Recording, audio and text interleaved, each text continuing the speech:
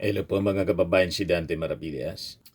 Dito muna tayo sa ating live with Dante M at i-share ko sa inyo itong kwento ng kabayanihan ng isang OFW sa Hong Kong. Remember yung nangyaring sunog.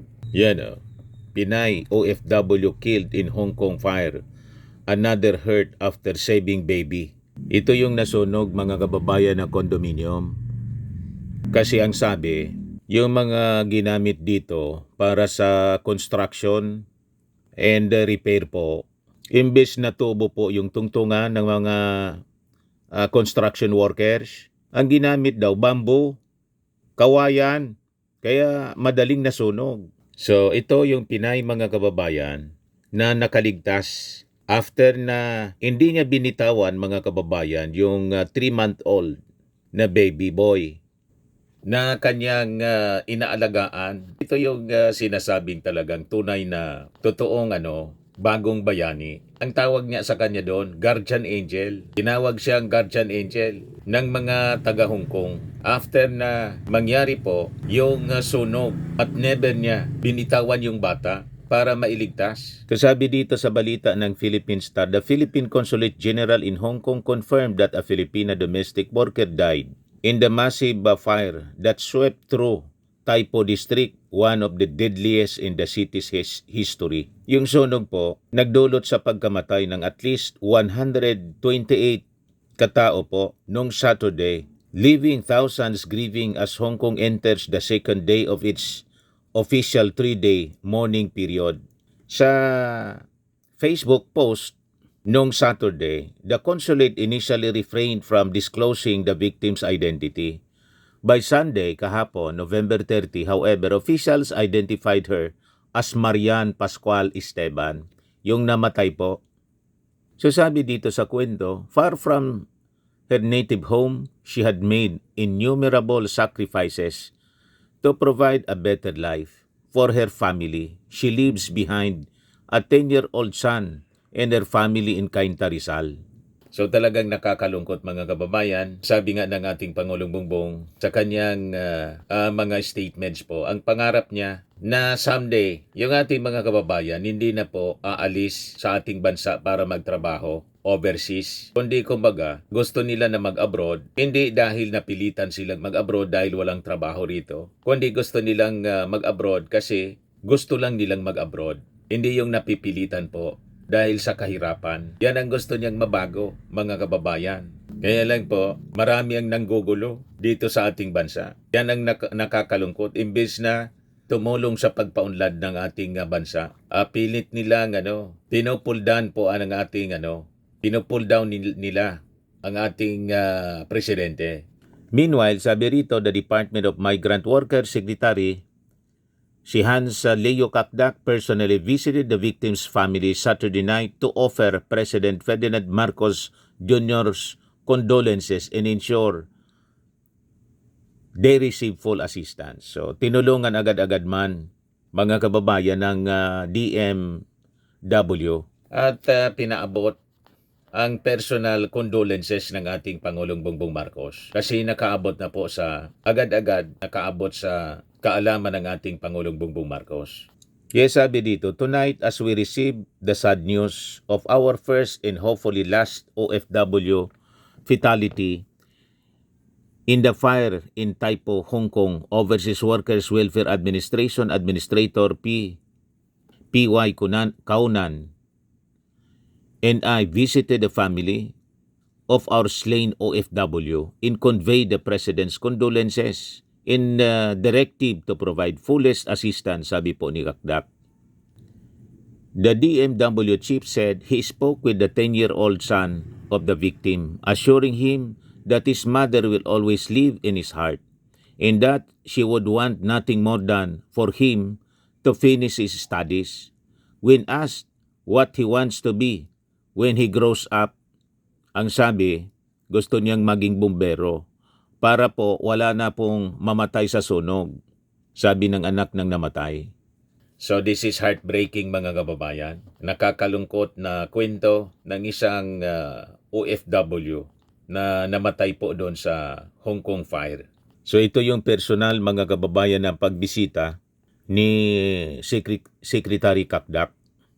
Kausap niya yung bata. So yan po yung updates on Filipinos affected by the Taipo fire incident. Ang sabi, yung Consulate General Mobile Teams have confirmed 84 safe and accounted for Filipino nationals. Isa yung injured and 7 yung left for verification po. Ngayon, ito yung kwento naman ng another Filipina domestic worker, si Rodora Alcaraz, na nakasurvive po sa blaze after rescuing a 3-month-old baby. Ito nga po siya, mga kababayan, magandang Filipina maid. So sabi, the baby is stable and the Filipino domestic helper is hospitalized. Nasa ICU siya po, mga kababayan, pero ligtas na rin po. So sabi dito, mula sa sunog na tumama sa Wangfo Court sa Taipo noong November 26, lumitaw ang isang kwento ng kabayanihan. Si Rodora Alcaraz, isang bagong dating na domestic worker, ay nagligtas ng isang 3 buwang sanggol sa gitna ng apoy at makapal na usok. Sa alip na tumakas, niyakap niya ang sanggol upang protektahan ito at nailigtas ang buhay ng bata, sabi po ng OWA. So sinakluluan man agad, mga kababayan, inasikaso agad ng OWA yung victim po. Ito yung ating talagang totoong bayani. Si Rodora Alcaraz, isang domestic worker sa Hong Kong, nagpakita ng pambihirang tapang matapos protektahan ng isang 3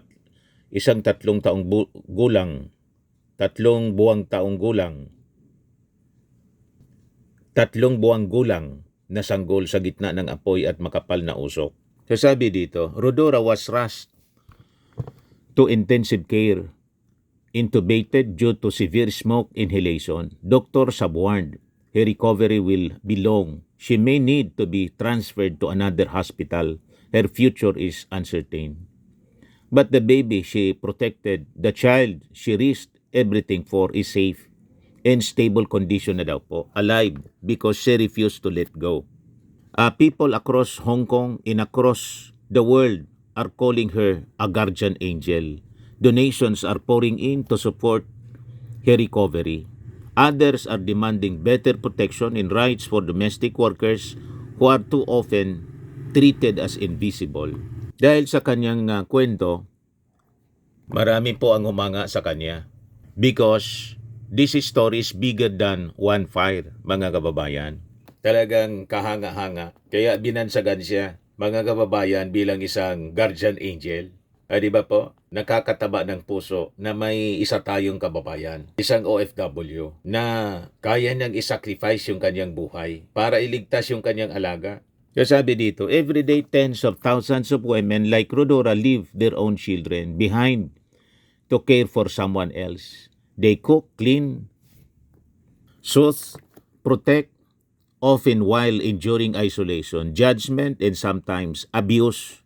But on the darkest night of her life, Rodora showed the world who domestic workers truly are. Not servants, not helpers, but protectors, caregivers, family.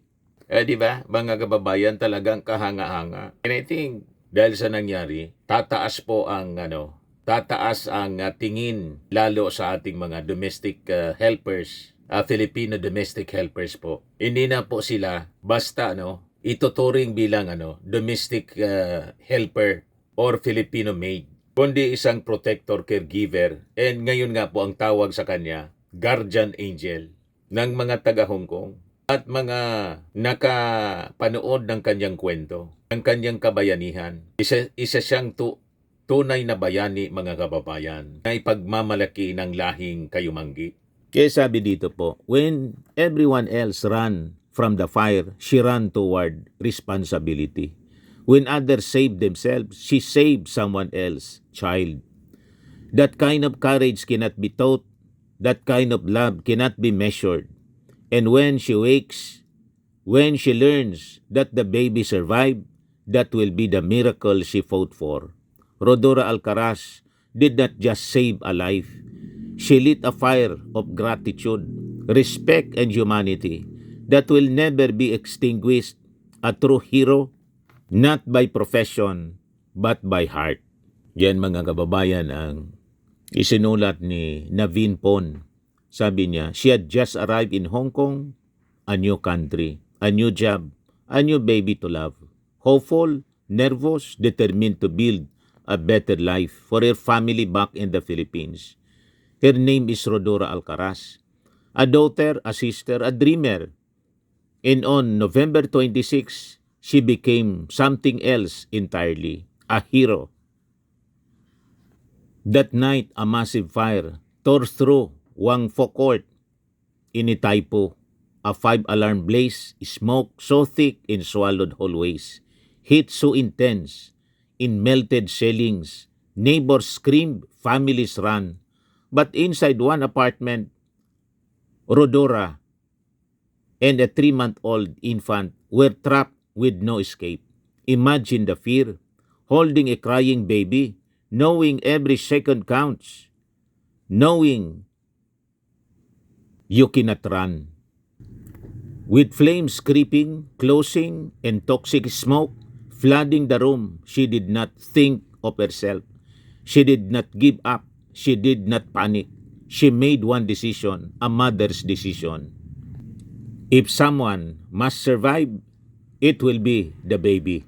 So ang ginawa niya, she wrapped the infant in her arms, curled her trembling body over the tiny child, and pressed her own face into the smoke so the baby would not breathe it in.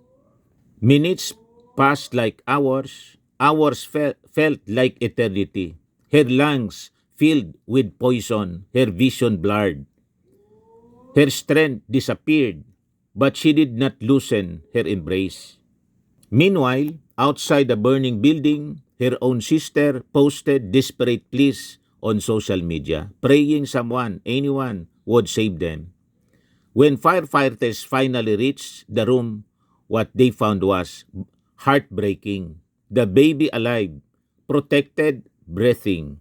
Rodora, unconscious, barely clinging to life, still holding the child. She had used her own body as a shield. She had absorbed the danger so the infant would not have to. That is the definition of unconditional love. So si Rodora, mga kababayan, itinakbo sa intensive care unit, intubated due to severe smoke inhalation. Doctors have warned her recovery will be long. She may need to be transferred to another hospital. But the baby she protected, the child she risked everything for, is safe, in stable condition, alive, because she refused to let go. So people across Hong Kong and across the world are calling her a guardian angel. Kahanga-hanga, mga kababayan, yung kabayanihan na pinakita ng ating kababayan na si Rodora. Ayun, tampok siya ng usapan at paghanga sa Hong Kong and around the world. O diba, mga kababayan, talagang kahanga-hanga ang kabayanihan ginawa ng ating kababayang si Rodora. And I think baka yung Congress or the Senate would pass a resolution giving commendation sa kabayanihan ito ng isang OFW natin sa Hong Kong. And maybe pati yung Hong Kong government ay magbigay din ng commendation sa ating kababayan. And maybe financial reward sa kanyang pamilya, sa kanya mismo at sa kanyang pamilya. Kaya bumuhos din ng paghanga sa kanya yung ating mga kababayan, mga netizens po. Sabi ni Kumara, iba-ibang mga pangalan, mga foreign nationals po ito. Though they are called maids, caregivers, whatever, she proved otherwise, that they are survivors of unknown families. Respect and protect their dignity always, not just paying wages alone, but humanitarian treatments at all times as well. Sabi ni Raymond Wong, I pray she will walk through the valley of the shadow of death. Her energy and strength will be restored. Health will be restored. Favor and love of the Lord will pour on her till overflow. Favor and love of the Lord will pour on her till overflow. In the name of Jesus, Amen. Sabi ni Irene Tan, she is so pretty with kind heart and care for the baby. God bless you always, Amen. Sabi ni Shea Go, indeed she is courageous, far more brave in shown unconditional love, respect. Nakakaiyak po, mga kababayan, yung kanyang ginawang kabayanihan at napakaamo ng kanyang muka. Sabi ni Mariby Canapi, praying for your fast recovery. You have made our country proud. For what have you done? God bless you. Sabi ni Minette Carag, I pray that her health is restored and that God would bless her beyond measure for her sacrifice in Jesus' name. Amen. Sabi ni Elena, hope and pray you'll be healed in Jesus' mighty name. Sabi ni Angelita, praying for your speed recovery, kabayan. You are the hero among domestic helpers in Hong Kong. Sabi ni Ivy Kong, may God bless you. Speedy recovery, kind angel. Angel na po ang tawag sa kanya, guardian angel po. Yan. Sabi ni Annabel Son, speedy recovery. You are a guardian angel for the family that employ you, a pretty face with a beautiful soul within you. Sabi ni Betty, the Lord is with you, Ading, praying for divine healing in you, in Jesus' name, Amen. Sabi ni Sel Manguba Johnson, so beautiful inside and out. God bless you more, kabayan. Sabi ni Rachel Lab, great job, hero. Sabi ni Mira, she's so pretty, very angelic face, and in heart, pure heart. Sabi ni Len Alvarez, while Filipino domestic workers are doing the unthinkable, risking their life so that others may live, giving huge contributions to our country every time sending remittance. OFWs are indeed a hero. We are so proud of you all. But not with our corrupt politicians. What a shame. Sabi ni Ninlax, I almost cried reading to this. May God protect you and the baby always. God bless you more. Beautiful lady. Sabi ni Mary Grace Tasis Testado, to all employers, may this be a reminder. Kindness goes a long way.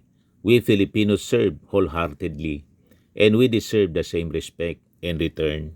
Ayan mga kababayan, yung ating bagong bayani. Totoong talagang bagong bayani. Yung ating mga OFW, tinatawag ng bagong bayani. Pero ito mga kababayan, extraordinary OFW, domestic helper, a guardian angel, ang isang 3 buwan pa lang na bata na kanya pong iniligtas. So, we are praying, mga kababayan, for the speedy recovery nitong ating bagong bayani, si Rodora Alcaraz.